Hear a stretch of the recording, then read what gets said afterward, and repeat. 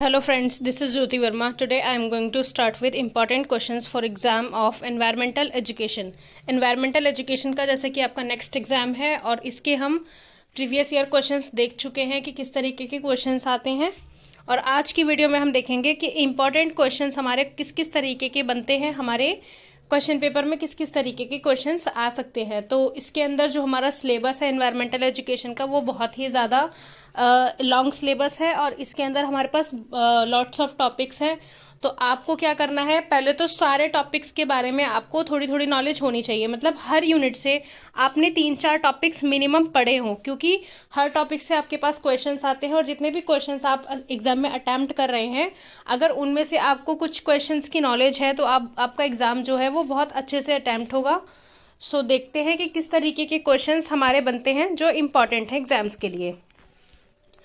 तो इसके अंदर हम देखेंगे, सबसे पहला क्वेश्चन है हमारा first, nature need and scope of environmental education and it's conservation. यानी कि जो हमारा एनवायरमेंटल एजुकेशन है, पर्यावरणीय शिक्षा है, उसका नेचर क्या है, उसकी ज़रूरत क्यों पड़ती है, क्या नीड है उसकी और उसका स्कोप कितना है और हम इसको किस तरीके से कंजर्व कर सकते हैं।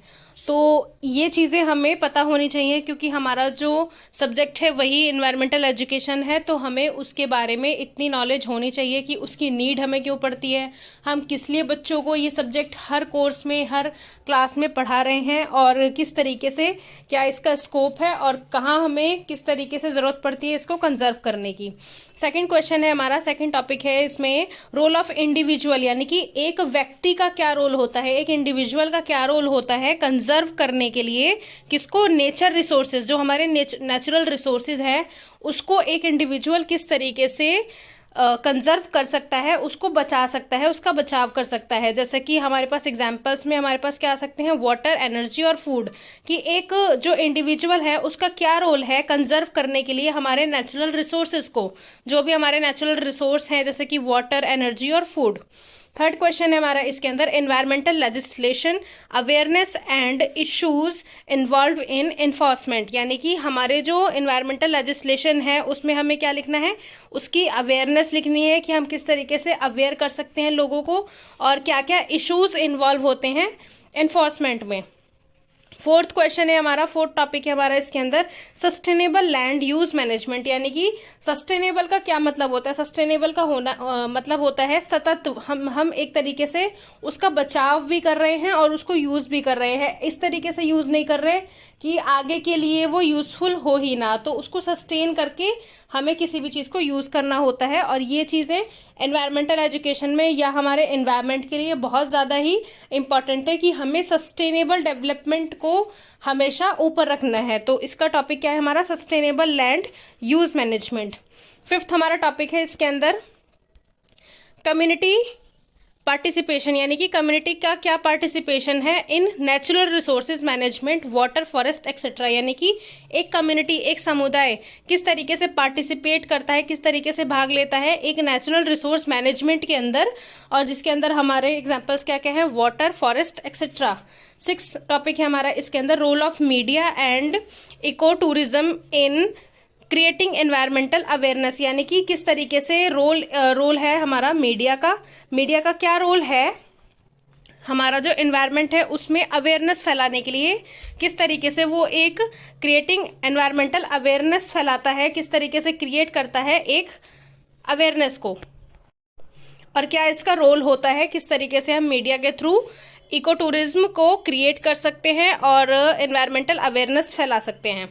नेक्स्ट है हमारा इसके अंदर सेवेंथ टॉपिक जो है कंज्यूमरिज्म। कंज्यूमरिज्म आपको ज़रूर पढ़ना है, ये आपका टॉपिक उपभोक्तावाद जो है ये ज़रूर आ सकता है। Consumerism and waste generation and its management. यानी कि जो वेस्ट जनरेशन है और इसका मैनेजमेंट है वो बेसिकली क्या है, ये आपको पता होना चाहिए। एट्थ क्वेश्चन है हमारा, एट टॉपिक है हमारा इसके अंदर, रेन वाटर हार्वेस्टिंग।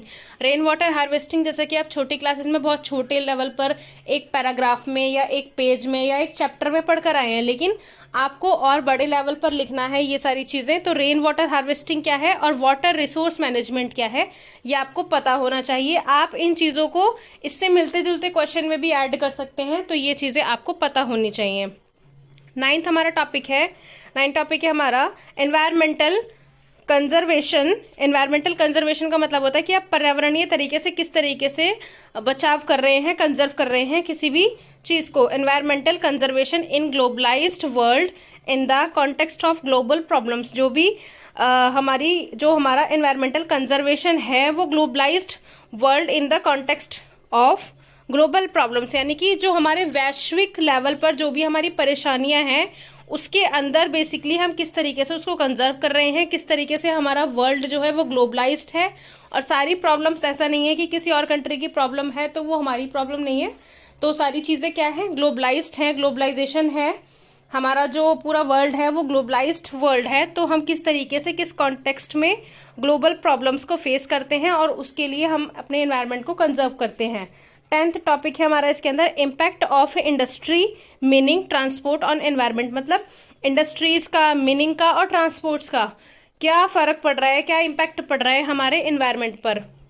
इंडस्ट्रीज़ का आपको पता ही है कि फैक्ट्रीज़ वगैरह बहुत ज़्यादा ओपन हो रही हैं, तो उससे जो वेस्ट निकलता है या हमारा वाटर जो है वो बहुत ज़्यादा पॉल्यूट हो रहा है। तो ये सारी चीज़ें, जो पॉल्यूशन हो रहा है इंडस्ट्रीज से, इसका हमारे एनवायरनमेंट पे क्या असर पड़ता है। मीनिंग यानी कि खनन, आप किस तरीके से खनन करते हैं, और ये एक तरीके से रोज़गार हो गया है खनन करना, मीनिंग करना। उसके बाद ट्रांसपोर्ट है, तो ट्रांसपोर्ट का क्या असर पड़ता है हमारे एनवायरनमेंट पर, और हमारा एनवायरनमेंट इन तीनों चीज़ों से किस तरीके से इफेक्टेड है।